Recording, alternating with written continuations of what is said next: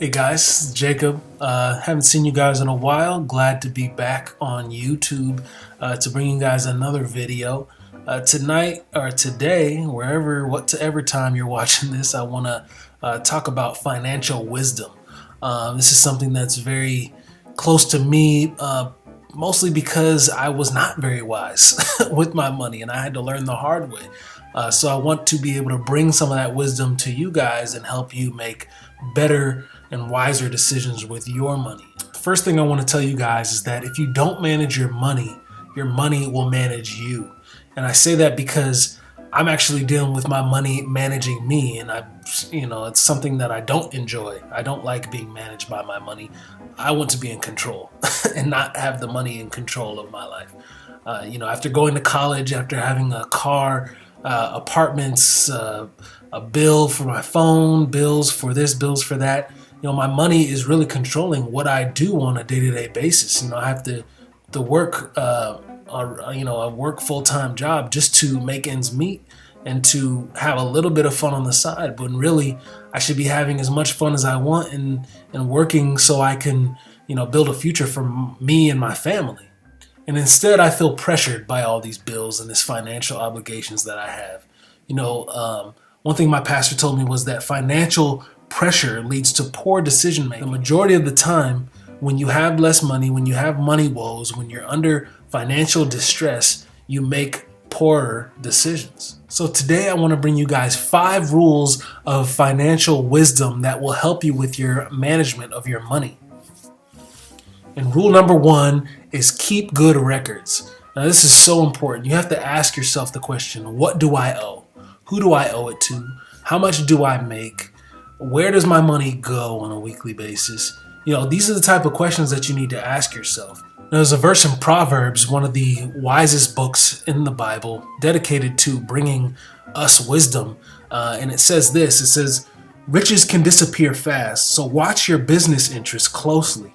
Know the state of your flocks and herds. In other words, you need to know what your money is doing for you. You need to know what your assets are doing for you. You need to know what your obligations are and what your liabilities are. That's just a basic fundamentals of money and money management. Rule number 2 is to plan my spending. We need to treat money like it's our army. Like we have an army, we can send it out, we can send it on missions, we can have it take over bases. We can have it storm the beach or whatever. We need to treat money like it's our army. So we can send some soldiers here, we can send some soldiers there, but we know where it's going and we know what its mission is. So we need to plan our spending effectively. Another verse in Proverbs says, stupid people spend their money as fast as they get it.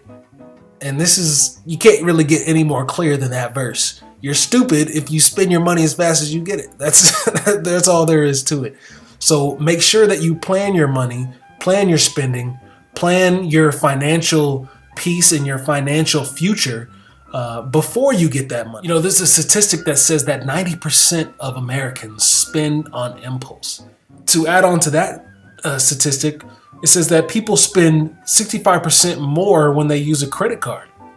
So when you're out shopping, when you're out grocery shopping or clothes shopping or whatever you're doing, try to use cash, because our society is stuck on this idea that credit cards are what we should spend money with. But the reality is people are spending more when they have a credit card, not less. They're getting more and more into debt, digging a deeper and deeper hole. Not only are we spending on impulse 90% of the time, but we're spending 65% more when we use a credit card. So take cash with you when you ever go shopping. Have an envelope for your shopping, for your grocery shopping. Say grocery money. Put the cash in there, put it away. Clothes shopping. Put the cash in there, put it away. You don't need a credit card to do all those things. Rule number 3 is save for your future. As Americans, we only put away about 5% of our annual income.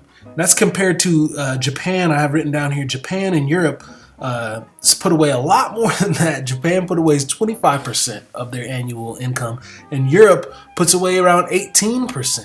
So we have a lot of catching up to do when it comes to saving for our future.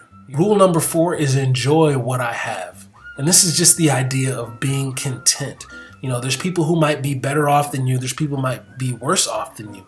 But the idea is to be content with where you are, with what you have. So don't go out and try to buy the newest, flashiest car you can get and use a credit card or get a car loan or a lease and get that car. Try to pay for your car with cash, because you don't want to have all these payments adding up. If you have rent, you have a car note, you have phone bill, you have utility bills, you have student loan payments, you have all these bills. Why add a car note? You can buy a car that'll get you from A to B for $5,000, let's say. And then when you get more money, you can sell that car for a little bit less maybe, and then get a new car for $10,000, and then sell that one, get a new car for $15,000, and just move up the cycle that way. But the idea is to be content with what you have. And our final rule number 5, is to give back to God. So what most people do with their money is that they earn it, they enjoy it, they repay it, they save it, and sometimes they tithe it. But what we should be doing with our money is we earn it, we tithe it, we repay it, we save it, and then we enjoy it. That's the order we should have with our money. That's the order of importance. And when we do that, we're going to be blessed by God, and we're going to have more financial peace. So thanks you guys for watching, and I hope to see you next video. Talk to you soon.